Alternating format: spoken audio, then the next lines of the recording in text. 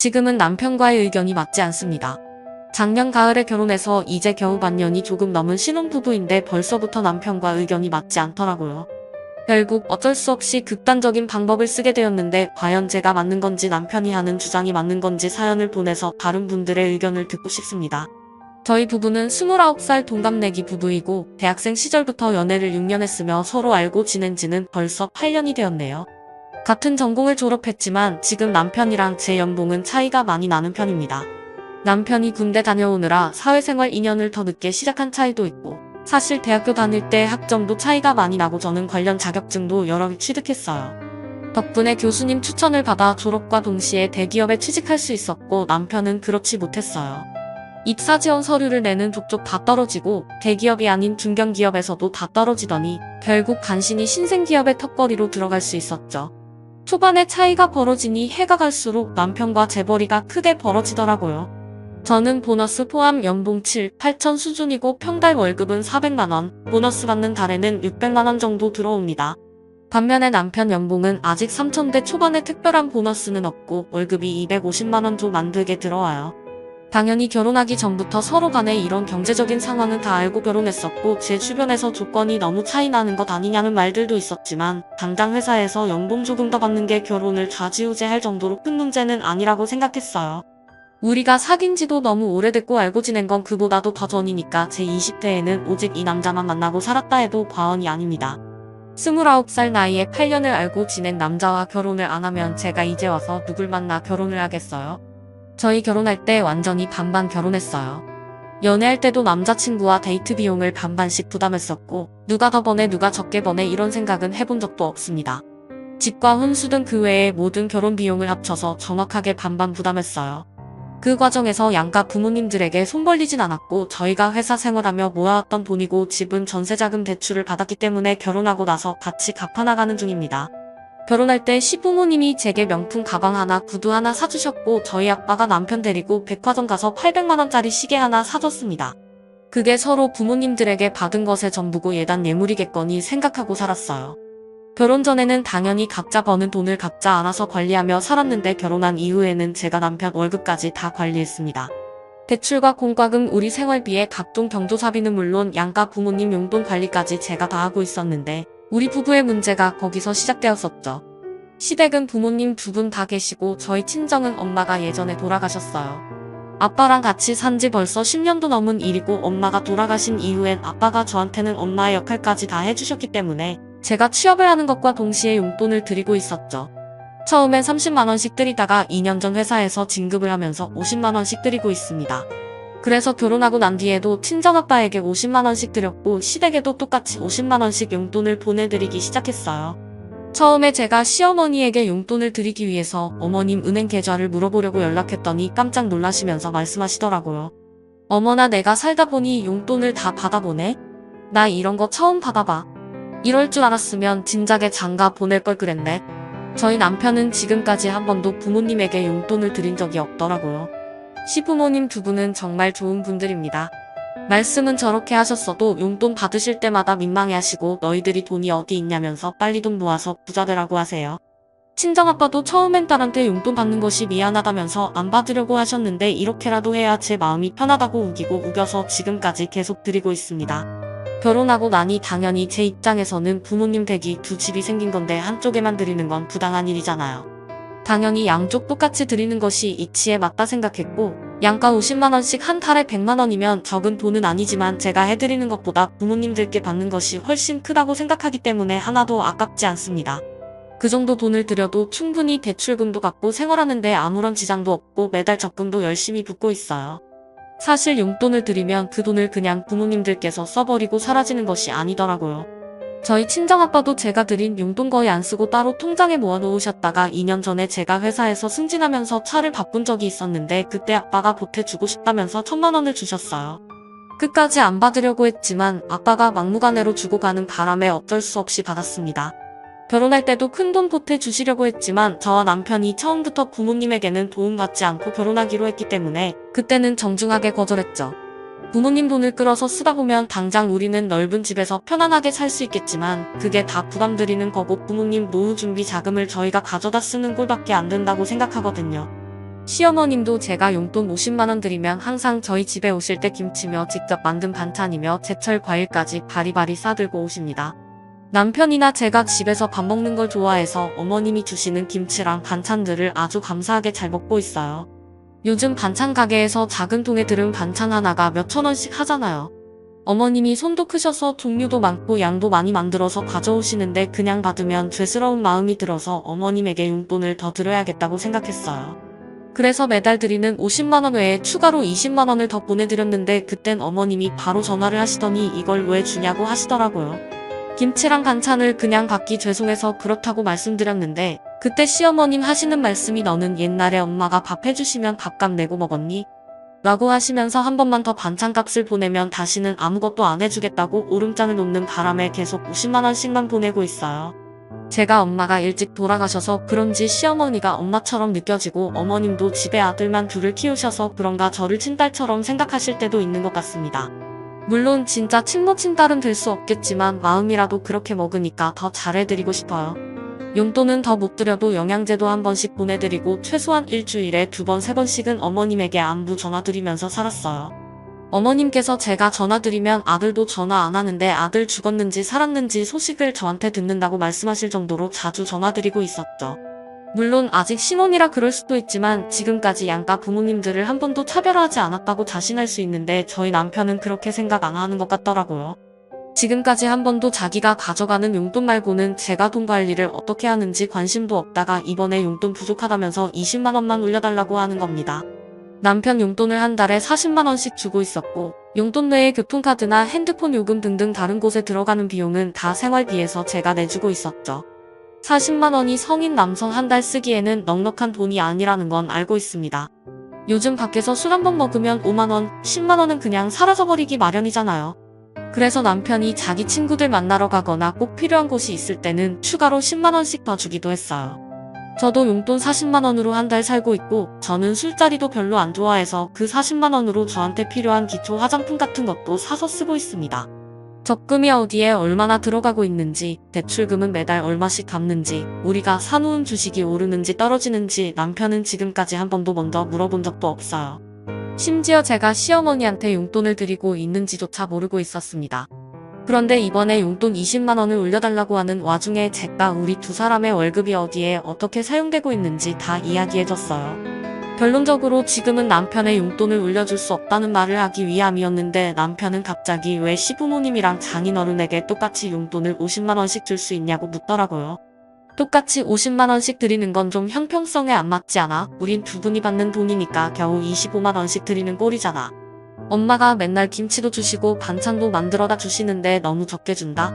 아무리 부부라지만 서로 간의 입장이 다른 거니까 남편 생각에는 양가 부모님에게 용돈을 똑같이 드리는 것이 약간 서운할 수도 있다고 생각해요.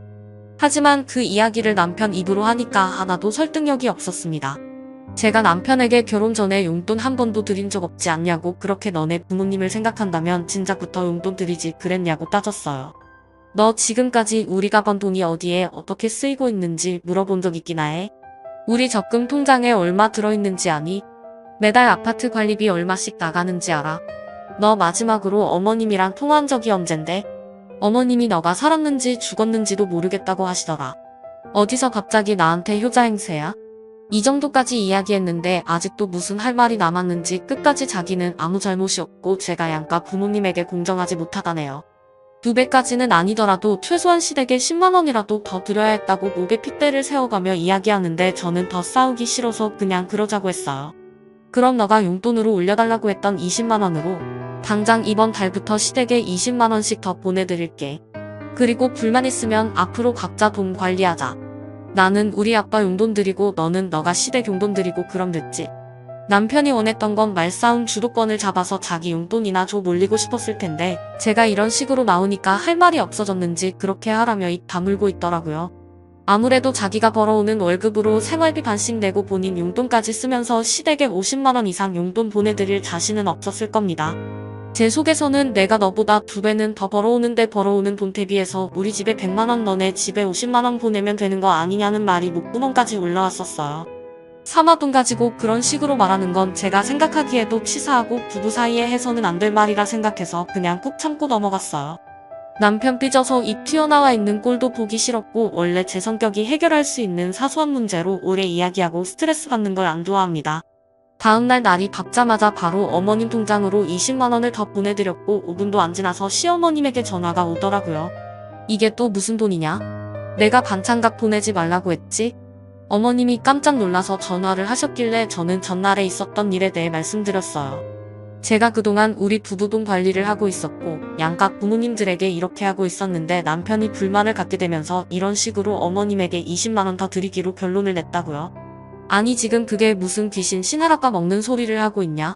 걔는 지금까지 어버이날 카네이션 하나 사온 적 없는 놈이야. 가만히 있어봐라. 내가 알아서 해결할 테니까 이 돈은 다시 너 통장으로 보낼게. 어머님이 그렇게 말씀하시니까 왠지 속이 뻥 뚫리는 기분이고 든든함이 느껴졌어요.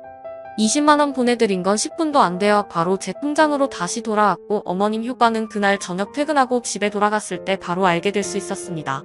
남편이 자기가 무조건 잘못했고 이 문제로 앞으로 다시는 이야기하지 않겠다 하더라고요.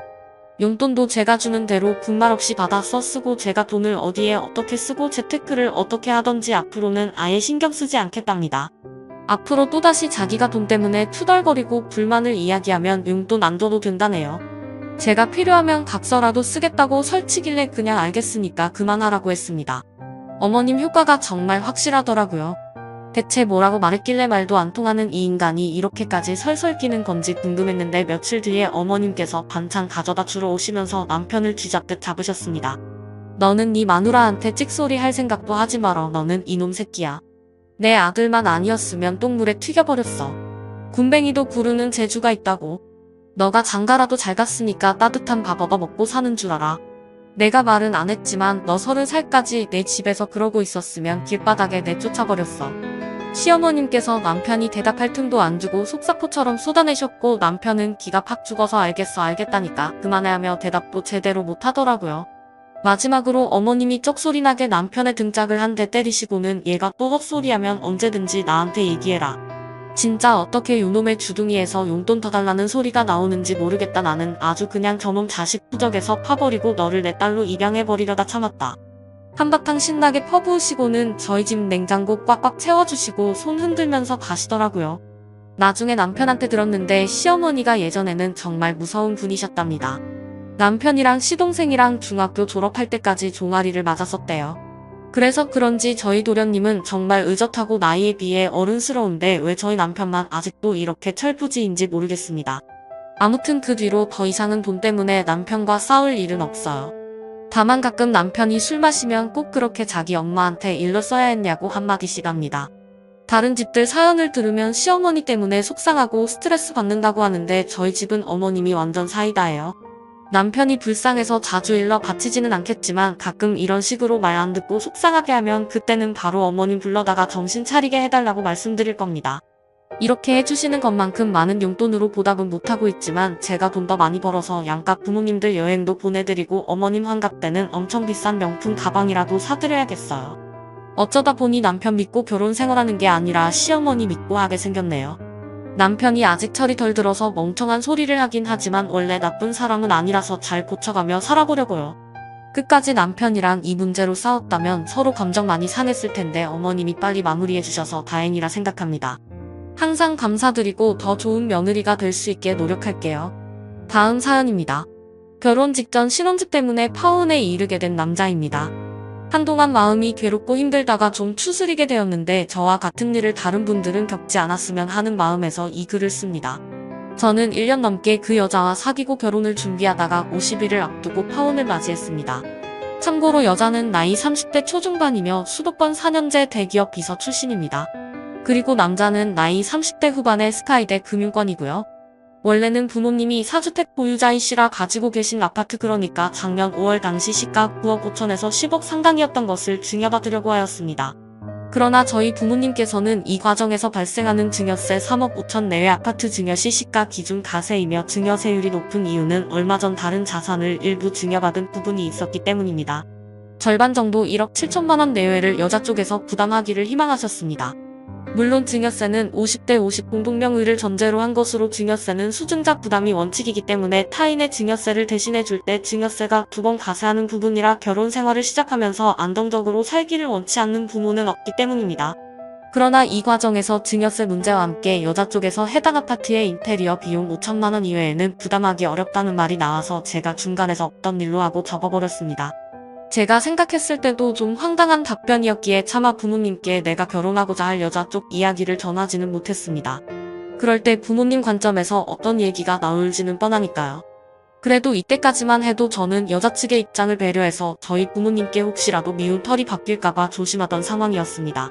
이후 저는 종종 부모님의 회사에 대한 경영승계나 자산의 증여 등에 대해 이야기가 가끔 나올 때마다 부모님의 재산 증여나 추후의 상속에는 관심을 두지 않고 알아서 살아가겠다고 했으나 이와 같은 상황에도 불구하고 여자는 받을 수 있으면 최대한 받는 게 정상이며 굳이 받는 걸 마다할 필요는 없다고 이야기하더군요. 그럴 때마다 이 여자가 너무 돈에 연연하는 느낌도 들었지만 결혼하는 사이라고 생각했기에 깊게 생각하지는 않았습니다. 그리고 아파트 증여 관련 부분이 중단된 이후 저는 서울 분교 분당 과천까지 3개월에 걸쳐서 알아보았고 과천에 있는 아파트의 반전세를 보증금 4억에 월 100만 원으로 확정하여 계약하였습니다. 당시 제가 28살 때부터 회사 생활을 하면서 자금력 및 배당으로 모은 현금이 5억 정도이며 나머지는 부모님 회사 주식과 타사 BW를 포함하여 17억 정도였고 집을 구할 당시에도 매달 최소 800만 원 이상의 급여 소득이 있으므로 월 100만 원 정도의 추가적인 비용은 부담 가능한 수준으로 판단하고 있었습니다. 물론 전세자금 대출을 받을 경우 올해 초 집을 구할 시기에는 8억 정도면 해당 평수의 전세를 구할 수 있었으나 대출 없이 집을 구하려다 보니 어쩔 수 없었습니다. 대출을 받는 것에 대해 여자가 반대를 했거든요. 사실 대출이자가 더 싸긴 했지만 한 달에 30만 원 정도의 차이는 정말 무차별한 수준이라 판단했기 때문입니다. 이후 예물예단은 어찌할 것인지 이야기가 나와서 저희 부모님께서는 신혼집 분담이 예물예단의 얘기의 시작이 아니겠냐고 하시면서 여자 쪽에서 보증금 20% 정도인 8천만 원을 부담해주면 좋겠다고 말씀하셨습니다. 당시까지만 해도 부모님께서는 처음 시작을 반전세로 하여도 어차피 부모님 처지에서 보시기에는 나중에 증여받을 집도 있고 급여 소득도 유지되니까 굳이 서둘러서 부동산에 돈을 넣을 필요는 없다고 판단하시고 반대하지는 않으셨습니다. 그러나 이 말을 전달하자마자 당시 여자는 내가 집 보증금을 다 낼 수 있지 않냐고 하면서 자기가 부담하는 것에 대해 다소 거부감을 나타냈고 이미 혼수금액의 2천만 원 정도가 소요되었으니 이를 포함하여 4천만 원 이상은 어렵다고 이야기를 하더군요. 사실 여자도 대기업 직장인이니 대출을 받으면 신용이나 사내 신용대출로 1억 이상은 나오고 다른 대출을 받으면 1억 5천까지는 받을 수 있다고 작년부터 이야기를 하였습니다. 그러나 이런 금전적인 부분은 타협이 전혀 안 되는 것 같아서 좀 힘이 많이 들면서 삐걱거리기 시작했죠. 최근에 확인해보니 이는 정규직은 가능하지만 무기계약직에는 이와 같은 한도가 나오기 어렵다는 것도 알게 되었습니다. 여자는 도리어 제가 계산적이라며 섭섭함을 토로했고 저는 이것이 섭섭한 것인가 의문이 들었습니다. 제 입장에서 보면 여자가 더 계산적인 것이 아닌가요? 아무튼 이와 동시에 제가 보증금을 다 안 해도 남을 정도의 현금 여유가 좀 있으니 제 돈의 일부를 자신에게 몰래 주고 이를 자신이 준비한 것처럼 보이게 할 수도 있는 거 아니냐는 얘기도 하더라고요. 당시 그 이야기를 내가 먼저 꺼내는 것은 몰라도 여자가 그 얘기를 먼저 꺼내는 모습에서 충격을 받았고 파혼 가능성을 염두하기 시작한 이유 중 하나로 떠올리게 되었습니다. 이와 같은 내용을 부모님께 말씀드렸더니 부모님은 황당해 하시더군요. 여자가 결혼할 준비가 좀 많이 전혀 안 돼 있는 거 아니냐면서 그때부터 상당한 반대를 하기 시작했습니다. 당시까지 결혼 준비하면서도 스튜디오, 드레스, 메이크업, 결혼밴드, 예식장 계약금까지 이에 해당하는 모든 비용을 제가 다 낸 상태라 부모님께서는 여자의 자세가 우리 집 덕만 보려는 것 같다는 소위 빨대 꽂는 거 아닌가 생각하기 시작하셨습니다. 만약 증여받을 집에 들어올 생각이거나 신혼집을 우리 집이나 내가 다 부담하길 희망했었다면 결혼식 준비 관련 비용 중 50%라도 내면서 그런 얘기를 해야 하는 거 아니냐고 말씀하시면서 화를 많이 내셨습니다. 결국 이때부터 상당한 잡음이 시작되었습니다. 바로 그 다음날 여자 쪽 부모님들 호출로 여자네 집에 가서 면담을 하였습니다. 당시 여자 쪽 어머님이 말하기를 본인 주변에는 다들 남자가 집을 해오고 여자는 안에 들어가는 혼수만 해가더라 이러시고 주변 사례를 들어서 말씀을 하시더군요. 여자 아버님은 예단을 지참금이라 표현하면서 본인들 노후 때문에 전세보증금에 보태줄 여력이 전혀 없다고 하시더군요. 당시 여자도 자기 부모님과 면담하는 자리에서 여자가 결혼하면서 집 때문에 대출을 받는 건 정말 아니다라고 부모님과 대화하면서 8천만 원 정도의 분담을 거부한다는 의사를 명확하게 밝히더라고요. 면담 내내 불편한 마음을 감출 수가 없었습니다. 제가 생각했던 것보다도 더 심각한 개념의 사람들이더군요. 면담 이후 제 반응이 너무 냉랭해 보였는지 여자네 집에서 나온 후 여자가 자기가 어떻게든 8천만 원 정도 해보겠다는 의사를 밝혔으나 사실 돈은 우리 집이나 내가 다 할 수는 있으나 저런 개념을 가진 지방과는 결혼할 수 없다는 확신이 완벽하게 들어버린 상황이었습니다. 이 내용을 부모님께 말씀드리니까 신혼집을 우리가 다 내는 건 가능하지만 여자 쪽 부모님의 저런 마인드를 평생 보고 살 수는 없다고 나보고 선택하라고 하셨죠. 결혼이 임박한 상황에서 모든 것을 깨트리기에는 많은 감수를 해야 했으나 저 또한 신혼집은 남자가 다 해오더라 신혼집 때문에 여자가 대출 받는 건 정말 아니다 이런 말에 정이 완전 다 떨어지게 되었습니다. 사실 이 얘기가 나오기 전 여자가 평소 자기는 갭 투자하고 싶다느니 이런 얘기를 매우 많이 했습니다. 근데 그런 건 다 무슨 돈으로 할 생각이었는지 더욱이 여자 부모님께는 노후 준비 목적으로인지는 모르겠으나 주식 투자를 제법 하는 것으로 여자가 자주 얘기를 하였습니다. 그렇다고 우리 집에서 여자네 기둥을 뽑아오라고 한 것도 아니고 송도의 50평대 아파트에 거주하면서 주식 투자까지 하고 있다면 딸의 결혼에 그 정도의 지원은 어렵지 않을 거라는 게 나와 부모님의 예상이었고 설사 그렇게 지원하지 못한다고 하더라도 적어도 신혼집을 남자가 해오는 걸 당연시하는 것만큼은 도저히 이해할 수가 없는 포인트로 급부상하게 된 것입니다. 너무 손쉽게 딸을 시집 보내려고 하는 그 속이 다 보여서 용납이 안 되더군요. 그리고 일전에 여자가 한번 이런 발언을 한 적이 있었습니다. 작년 12월 마지막 날 여자가 저보고 신혼집은 당연히 남자가 해오는 거 아냐? 라고 전화로 이야기해서 크게 싸우게 되었고 여자는 이런 저에게 도리어 섭섭하다고 했죠. 전 설사 그렇게 제가 부담을 한다고 해도 그렇게 당연하다고 생각하는 게 말이 되는 거냐면서 크게 싸우고 말았습니다. 그때 처음으로 파혼을 고민하였죠. 3, 4일 정도 생각할 시간을 가지자고 이야기한 후 고민에 몸소리 치고 있을 때쯤 연락이 왔더군요. 여자가 자기가 실수한 것 같다며 울면서 사과해서 겨우 화해를 했습니다. 솔직히 당시에는 사랑하는 마음이 많았기에 덮고 넘어가기로 했으나 한 달 만에 이런 문제가 다시 터져버리게 된 것입니다. 결국 그 다음 날 여자와 퇴근 후 만나서 파혼하자고 밝히고 헤어졌습니다. 많은 시간을 함께 보내고 결혼까지 생각했던 사람과 헤어진다는 것이 정말 쉬운 결정은 아니었습니다. 더구나 부모님도 엮여있고 주변 사람들까지 축복하던 결혼이었기에 그 누구보다 신중하게 선택해야 했죠. 하지만 결혼이라는 인생의 중요한 부분을 이렇게 확실한 결격 요소가 있는데 쉽게 선택할 수는 없었습니다. 파혼 정산할 때도 여자는 1,300만 원 정도 부담하였으나 취소가 안 되는 가구나 식탁, 접시 짓기로만 1,000만 원이 넘었습니다.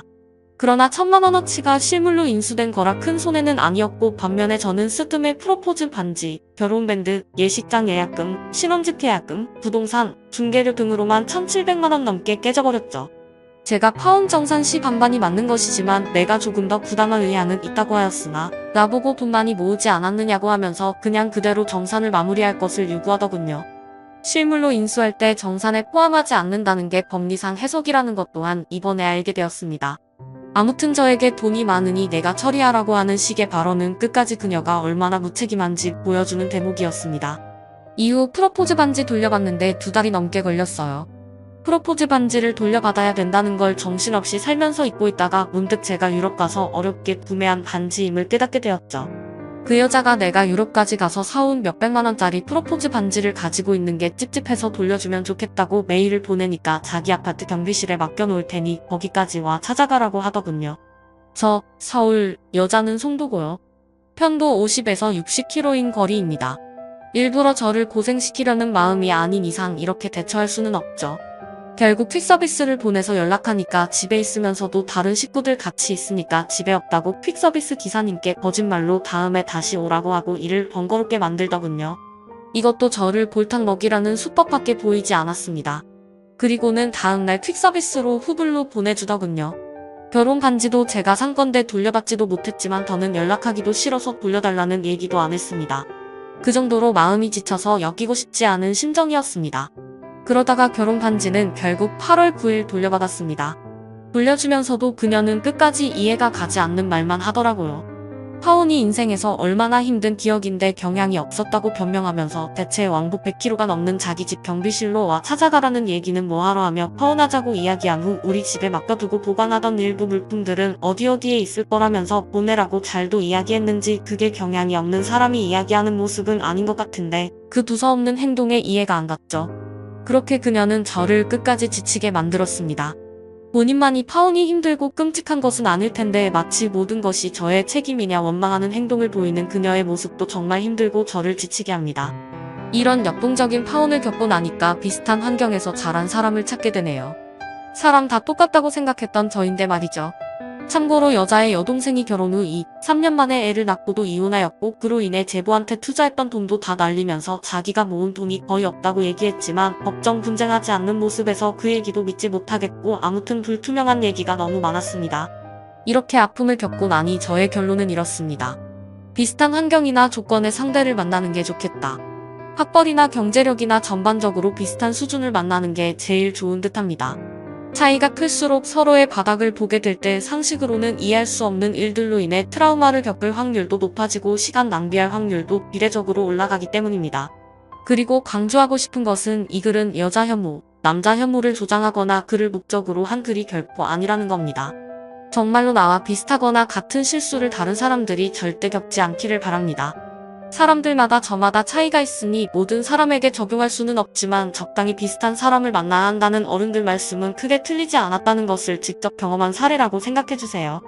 후기 오랜 시간 끝에 어제서야 극적으로 결혼 밴드마저 퀵서비스로 돌려받을 수 있었는데 반지에 붙어있던 다이아몬드가 간신히 붙어있거나 떨어져 나갈 정도로 스크래치 덩어리가 된 상태로 왔습니다. 뭐로 두드리고 받고 긁었는지 바뀌어있던 다이아몬드가 너덜거리거나 겨우 붙어있고 플래티넘 링은 스크래치 덩어리가 된 건지 개판으로 만들어서 보내주더군요. 대체 당연히 돌려줘야 하는 반지를 겨우 돌려주면서도 왜 이런 짓을 하는지 도무지 이해가 안 갑니다. 마무리라도 깔끔하게 했다면 그냥 넘어갔을 것을 이렇게 처리함으로 인해 제가 결국 화가 나게 되었네요. 이 글을 다시 올리게 된 결정적인 이유 중 하나이기도 합니다. 대체 이런 찌질함과 눈꽃만큼도 보이지 않는 예의는 왜 일찌감치 보여주지 않는 것인지 아니면 제가 지금까지 세상을 잘못된 방향으로 생각하고 잘못 살아온 것인지 하는 생각마저 드네요. 앞선 글에서 말했듯이 앞으로는 저와 잘 맞는 상대와 만나고 싶습니다. 그동안 저의 이야기를 들어주셔서 감사했습니다.